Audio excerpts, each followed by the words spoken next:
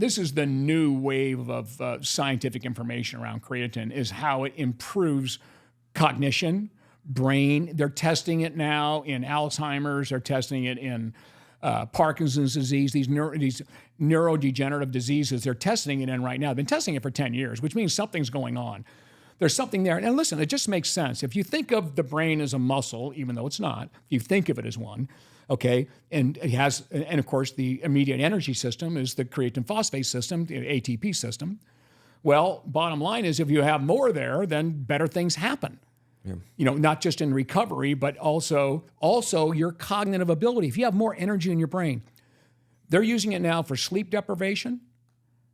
Great studies on that. They deprived like a whole group of people of sleep for like 3 or 4 days, and then purposely, and then they gave one group at the end of 3 or 4 days of sleep deprivation, they gave one group 20 grams of creatine and followed, you know, their brain circuits and all their memory and, you know, remembering numbers and spatial memory and all this kind of stuff, and the other group of placebo. The group that took creatine almost functioned completely normal after 3 or 4 days of sleep deprivation. So and that just from taking the creatine, we can increase your brain creatine, which is your ATP, your energy levels are coming up in the brain. It also increased their multiple choice reaction times. In other words, when the brain is challenged, okay, you're using more ATP in the brain. And by the way, here's a great stat for everybody. You guys will love this. The brain is the total weight of the human brain is about 2% of your body weight.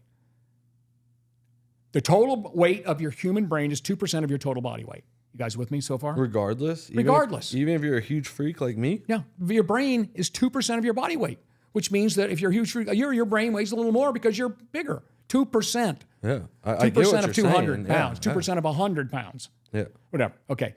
But it uses 20% of the total calories you take in. That's how active it is. It uses 20%? 20% of the total calories. So the average person burns 2,000 calories a day. Your brain's going to use about 400 to 500 of those calories. Is that crazy? Yeah. That's how much energy. So obviously, if we have more energy in there to begin with, better things can happen. And they've done that. They know now with people with depressive symptoms, they actually do some imaging of the brain. They see low creatine levels in the frontal cortex, is where everything happens to. Mood, depression, all these things happen there, memory, and pretty much everything happens in that area. They see low creatine levels. That's when they started supplementing it, brought the creatine levels up, and it improved those conditions in many subjects. So anytime the brain is challenged for mentally challenging tasks, creatine supplementation can help improve that.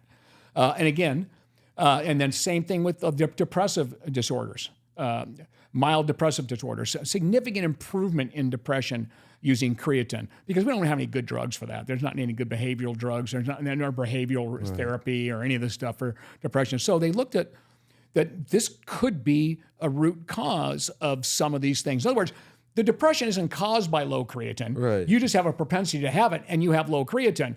By bringing up your creatine levels, you get to handle that much better. The brain makes better decisions. They've done all kinds of testing on that. And hopefully don't need to take a drug. Well, then hopefully you don't need a drug. Exactly. Yeah. That's what the goal is. And we're not promoting that here. Right. We don't even know the dosage is right for that. But there's 10s, 20s, 30, 40, 50, 100 studies on this now that show a positive direction on mood disorders, managing stress. Anytime you've got mental fatigue, your creatine levels are being compromised because you need ATP. You're looking for it.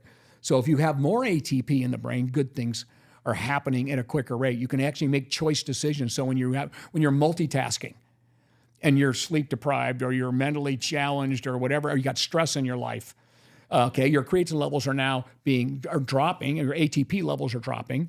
So by bringing up your creatine phosphate levels, you're getting more ATP, up to 9%. So imagine functioning a little 9% better and faster in the brain. Yeah, it's huge. So it really is, it's huge. And so there's really some positive aspects. So like I said, there's really no downside to this molecule. Yeah. You know, it is naturally found in the body. If we get the numbers up on it in your body, better things happen in each area that you have creatine in, which is all the areas that require energy. Yeah. So that's for the brain. Some good stuff there. But again, if you're using it already for performance, then all your brain's going to be able to handle at that point. Yeah. You don't need any more of it. But if you're not using it at all and you do have any of those things, it's always worth talking to your doc about it. You know, there's nothing wrong with trying it because it's only going to make you perform better anyway. So there's no downside to it. It's natural. You know, cognitive function. To improve that And it does improve a memory. I mean, all kinds of great stuff. I did a huge study on it because I was asked to do it for a lecture for the UFC, our clubs, the UFC clubs. And so I ran deep down, did a lockdown for about 9 months and really understood I went through all the new studies that are out there. I mean, I just don't see why anyone, when you say all this, and there's no downside. There's no downside. I don't know why everyone. Hey, listen. Why it's not just being recommended for everyone to take. But again, I mean, even if you're not like an avid lifter, athlete, or anything. Yeah, like I mean, what it may not make a difference to someone that's not a performance type person. It may not, because their brain creatine is never compromised. It's pretty much in a nice steady state, because your brain creatine levels have to be compromised through stress, sleep deprivation, or something else. But if it's never compromised, then adding creatine may not make a difference, and maybe you're just spending money you don't need to spend.